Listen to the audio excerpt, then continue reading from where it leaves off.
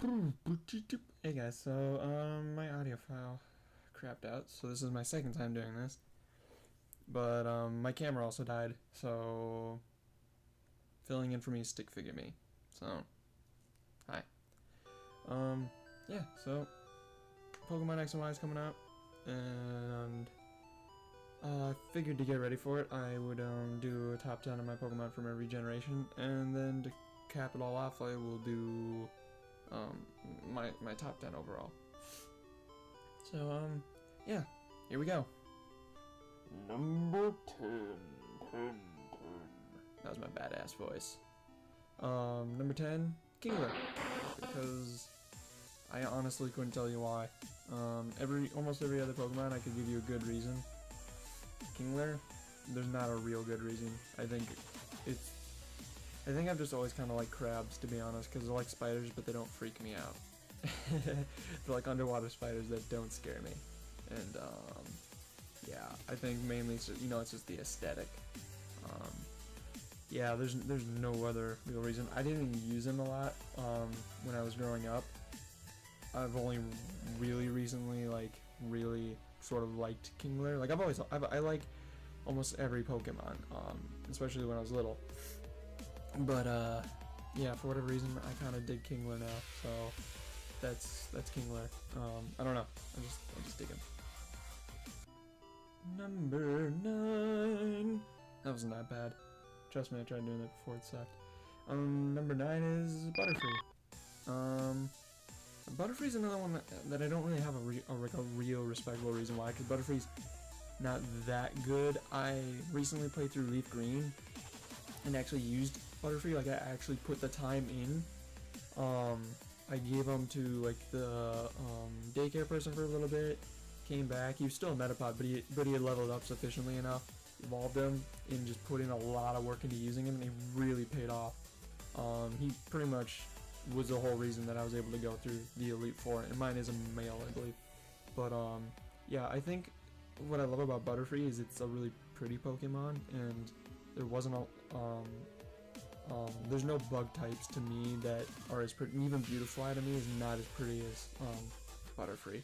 I just love Butterfree. Yeah, I don't know why. I think he's just cool. And really the show didn't have much to do with it. It kind of helped. I was really pissed when Ash got rid of his Butterfree, but I'm pissed at Ash all the time, so nothing new there.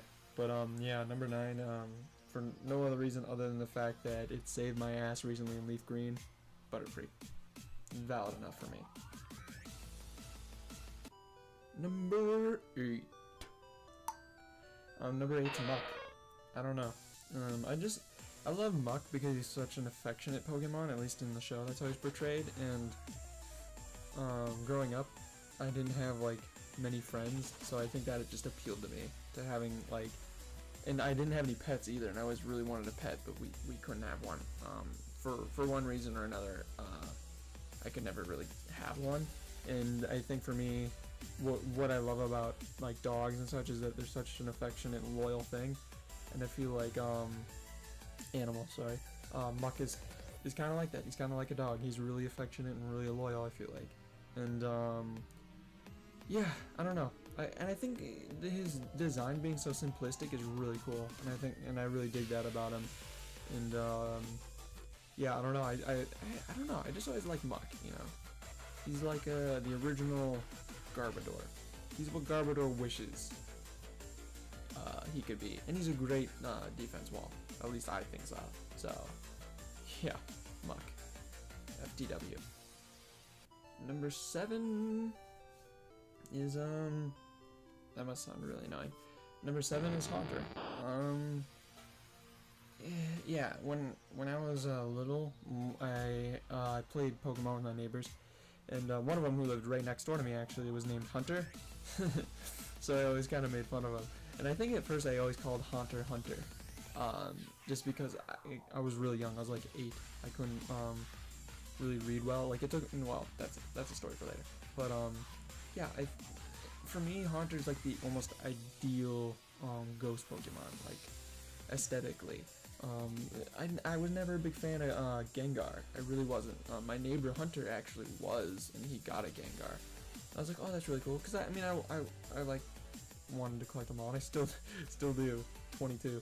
But Hunter, yeah, for me, he's like the perfect ghost Pokemon aesthetically. Like he's got like the cloak-esque look to him. You know, he's got like the floating hands and the big creepy grin and everything. And when he uses Lick, it's not out of character because his tongue is like always hanging out of his mouth. And I love his original sprite work. So even his Pokemon Green sprite work looks cool.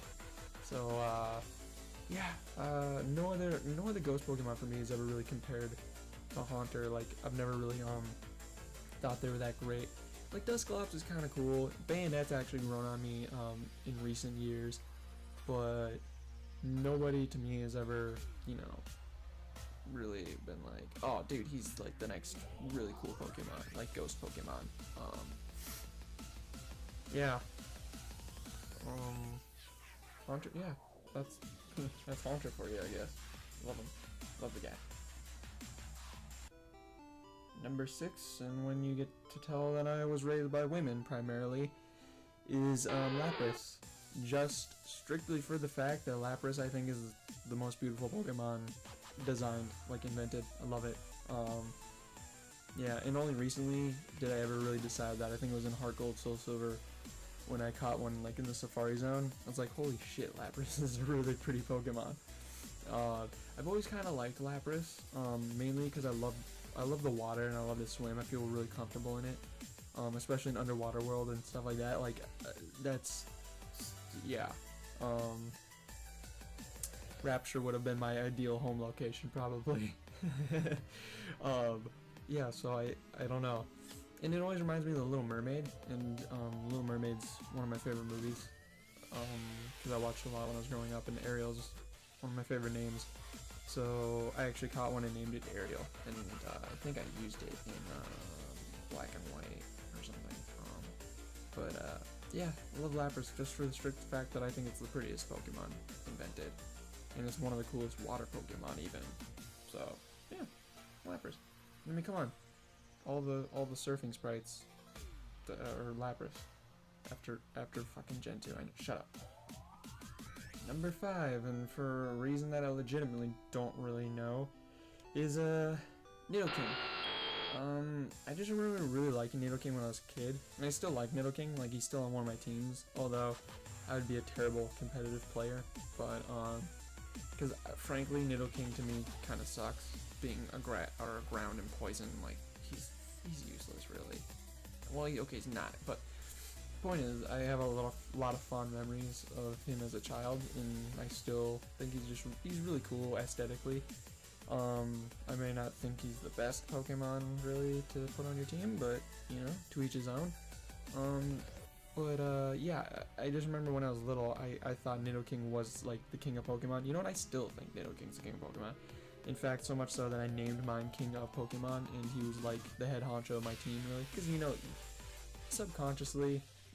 Every Pokemon player, like every people who were really into it, like Pokemaniacs, we all picked that guy who's like the leader of our team, our go-to guy, and Nidoking was kind of mine. Seaking, Kingdra, fuck them. Even Kingler, they're not the kings. It's freaking Nidoking and Nidoqueen. Come on, they're like the king and queen of Pokemon. In my head, when I was little, Nidoking was the strongest. He was the best because he was the king. Now. He's just kind of the general. But yeah, so pretty much just no real particular reason, but Nidoking, because nostalgia. Fine, use that. So getting down to the Pokemon that more are meaningful to me. Number 4 is Kangaskhan. Explaining this again is gonna kind of suck, but I'll try to be quick about it. When I was growing up, my mom wasn't necessarily around so much, and I've always really liked Kangaskhan even when I was little. My fondness for it has grown over the years, as so is my relationship with my mom. But so yeah, when I was little, I think I latched onto that because I don't know, that maternal, motherly figure sort of thing in Pokemon. I guess I just kind of latched onto it. In my relationship with my mom is emotionally we're so connected and so similar, and I guess for me, Kangaskhan reminds me of my mom, who's very tough and sometimes even a little insane, but her number one goal is looking out after her baby and takes her baby everywhere with her, even into battle, and the baby doesn't mind, especially now with the mega form. The baby's there to like help, and it just reminds me of my relationship with my mom a lot, because I would do anything really for my mom, and my mom and I are the underdogs of the family. I feel like we were kind of the ones always kind of counted out, really, and I know my family would disagree, but I think my mom would agree with me, think that we were the ones who were kind of nobody had that much faith in our family, but yeah, so I don't know. Yeah, and in fact I call my Kangaskhan Mama Kangaskhan. She's like the protector of the team, of my team, so my affection for Kangaskhan has only grown over the years, and it's definitely one of my favorite Pokemon. Yeah, I guess that's the best way I can describe it without wanting to ramble much further. So, Mama Kangaskhan. Number 3, and kind of going back to for no real particular reason, is Sandshrew. Oh, my voice cracked. Weird. 22, still getting voice cracks. Yeah, Sandshrew. I think it's just because he's cool. He reminds me of like an armadillo Pikachu. And don't try telling me he's not an armadillo. He's obviously an armadillo. Maybe an anteater, but I'm gonna say an armadillo. Yeah, I think my fondness for him kind of solidified. His sprite work was always really cool in the originals. I remember that. And I think the episode where Ash battles the Sandshrew trainer, I should know this, being a Pokemon fan, but I don't remember his name. It's on the tip of my tongue, and watching Sandshrew like pump iron next to Pikachu who can't lift like a single one. I don't know, it just kind of showed to me he's the best of the little Pokemon. I don't know why, I guess. I don't know, I just see him and I'm like, yeah, he's like the toughest of the little guys. So, yeah, don't really care so much for Sandshrew, like him, but, or Sandslash. Don't care for Sandslash that much, like him, but, give him the opportunity, I'll take Sandshrew any day. He's awesome. He's like a little sand mouse. Sandshrew. So number 2, and probably on a lot of people's top 10 Pokemon, in my most lengthy explanation of why I like, so once I reveal it, if you want to just skip ahead, feel free. So number 2 is Pikachu, because of a lot of reasons, really. Yeah, growing up I didn't have like a lot of friends. My one close friend that I did have kind of always tried to prove his superiority and kind of put me down if I ever got too confident in myself. And every other kid growing up never always seemed to treat me sort of as a nuisance, like they kind of just pitied me, and so that was the only reason they were ever really pleasant to me at all or talk to me. So for me, my favorite Pokemon version actually is in fact Yellow version, and I remember when it came out, me and my grandma used to go to Target all the time, and Target had monitors previewing what games were going to come out, and I remember Pokemon Yellow, and I just I turned to Murmur and I'm like, Murmur, look, Pokemon Yellow, you Pikachu, and I remember asking her about it, and she in fact has bought me this version like 3 times because it broke twice, and I was just devastated. And without me even having to ask, she was nice enough, because she knew how important it was, to be bought me a new one every time without fail. And yeah, I had red and blue. My father got me one of them, and my grandma got me one with a Game Boy. And blue for me was always the version that I just restarted. Red I beat like once and just used for the rare candy glitch. So I could just level up my Pokemon. Yellow was the only one that I, many times obviously because it broke, invested time in and beat the Elite Four several times because, I loved it that much, having that, Pikachu was like my best friend, having that companion who's always there for you and always gonna be there, and made the journey feel less lonely because it was a physical thing, following, and you could sit and you could talk to him and see how he's doing. He'd get mad at you if you lost a battle or whatever, but Pikachu made me feel like I actually had a really close and dear friend who wasn't just gonna whisk away, or wasn't just nice to me because he had to be or whatever. And my fondness and my attachment for the character's only grown. I'm 22 and Pikachu's still out there. Pokemon's still going, and I still have like a stuffed Pikachu from like the 90s who can talk if you press his hands and stuff, who I actually rebought because I used to have when I was little and missed having it, so I rebought it. And my love for him only grows. Now my brother and I have like a bit of a rivalry where I only use Pikachu and he picks Raichu, and it's ironic because he's younger than me, but he's the one picking the buffer, more powerful one, and I'm picking meek little Pikachu. Yeah, I mean, I've had to tell this story so many times because my audio died, but I think that's the gist of it. That's why I love Pikachu. So number 1, and surprisingly enough, outbeating Pikachu. If you know me at all, this isn't really a surprise. You can just quit watching now. You already know who it is. But it's Bulbasaur. When I was little, I've always had a fondness for Bulbasaur, but it's kind of only grown over the years because I've only felt more similarities with the creature. I'm gonna say creature because I don't really consider him a character because Bulbasaur's very. But yeah, the only time I ever really used Charmander or Squirtle is because I felt obligated. So I always wanted a green version to come out so that he could pick Bulbasaur, like had a reason to. Because all my friends were like, Charmander, Squirtle, and I was like, I like Bulbasaur. Like everybody likes Charmander because all of his evolutions are great, all of Squirtle's evolutions are great, but nobody ever really picks Bulbasaur. And the thing is Bulbasaur, I've been told, is a great, competitive, like, defensive tank, and especially now with his Mega Form having thick fat, he's even better. And I remember one of the things that I loved most about Yellow version, other than getting to have all the starters, was getting to have Bulbasaur.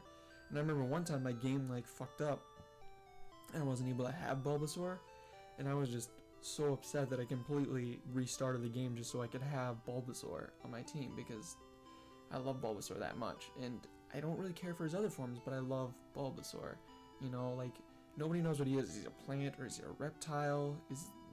And for me, that's kind of, I can relate to that because I feel like I've always kind of had an identity crisis as I've gone through my life. And, everybody's always kind of counted me out, and everybody always kind of counts Bulbasaur out, and Bulbasaur is only desirable to a certain select group, and that's kind of the same for me. Only certain specific types of people, like, enjoy hanging out with me, or whatever. So, not much else I can say other than Bulbasaur is my favorite Gen 1 Pokemon.